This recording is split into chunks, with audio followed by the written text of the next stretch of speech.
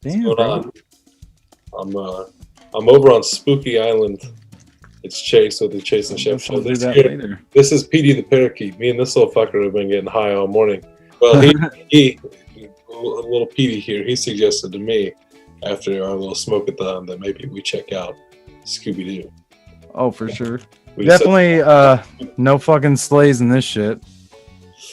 no, I mean not necessarily. There may have been a little bit of sleighs, but Nothing I would count. depending on how you want to look at it. I don't know. It still hits. I feel like it was a lot of fun. You know, Jinkies. It's good for its time, I feel like, for sure. I always felt like I don't know, man. There's a better Scooby-Doo movie out there somewhere. Like, I just feel like we're never gonna get it.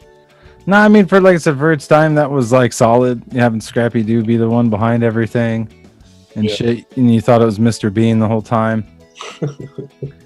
I liked it. So my little sister, when I was growing up, she really fucking liked it, so I had to watch it. I couldn't tell you how many times. Yeah, I remember seeing it in theaters, man. It's pretty good. My cousin and I. My cousin was a huge Scooby-Doo fan growing up, and so was I. You know, like nothing like that. Scooby-Doo on Zombie Island, man. That shit was scary, isn't it, right, Pete?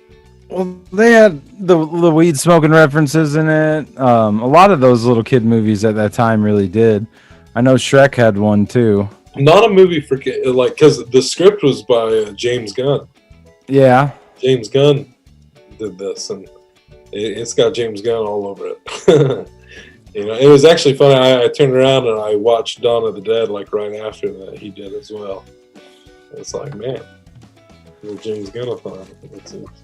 No, like I thought it was good. Like I said, my little sister really fucking loved it, so I think it was good for kids as well as adults. All the weed stuff as a kid flew right over my head. I never knew anything about that stuff till I was older. But see, damn, when that movie came out, I was smoking weed. The one thing that I was like, that was not flying over my head was like the stuff about like when Fred was in Daphne's body.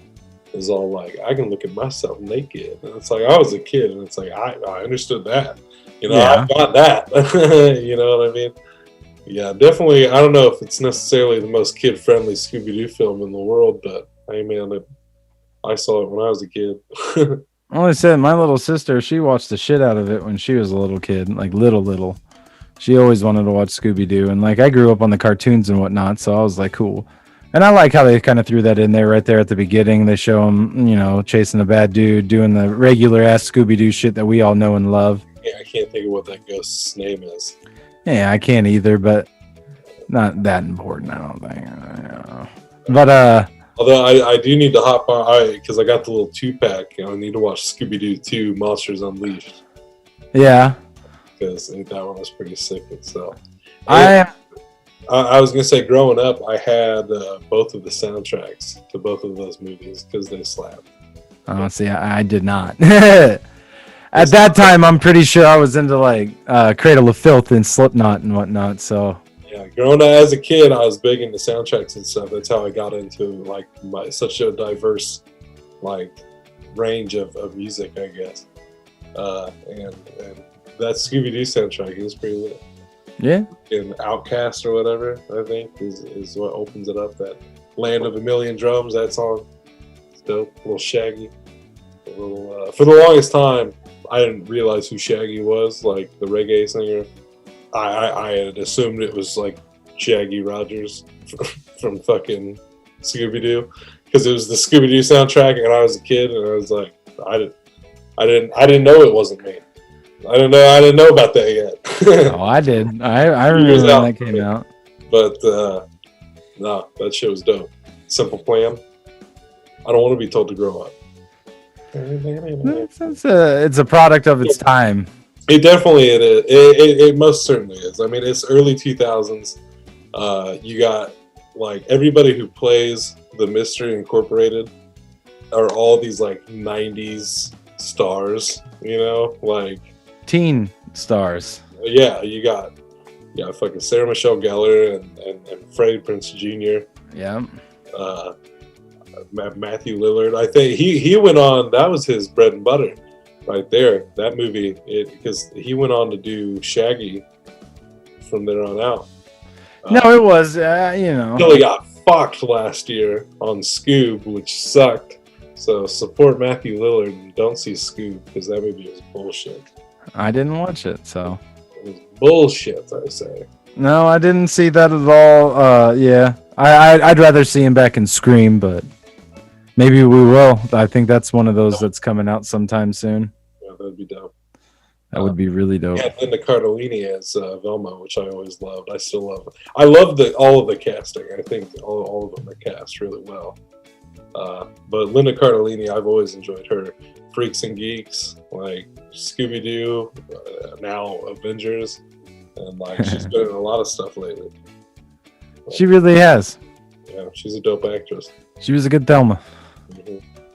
Definitely, she got her time to shine in that second one. Here's a fun fact for you. I didn't know this. I don't think Petey knew this either. Originally, Scooby-Doo was rated R.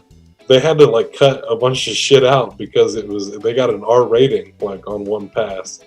I think they just had like a lot of cleavage or some shit. Like it was very sexual, very intense, very dark. Like there was like a lesbian kiss between Daphne and Velma. Like all this crazy like James Gunn kind of crazy shit. Like in this script, I'm like, damn, where's that Scooby-Doo? Where's the gun cut? Yeah, let me see. It's somewhere, obviously, if they tested it. Let me just read the script. I don't need to see the movie. I won't tell nobody. I just want to see what that Scooby-Doo movie was like. Yeah, no, Scooby-Doo it's a classic. It had to be done. For sure, it had to be. It had to be. Had to be. So, what are you giving that a score? What am I giving it a score? You know, it's hard. It's hard to be objective on this one. I'm gonna say 7.5. 7.5. 7.5. You know, the nostalgia in me and everything wants to give it like an 8 or some shit, but it's not an 8 movie. Like it's a pretty shit movie at times. In fact, like there's a lot to hate about it as well. But you know, I grew up on that shit. It's still a lot of fun to watch.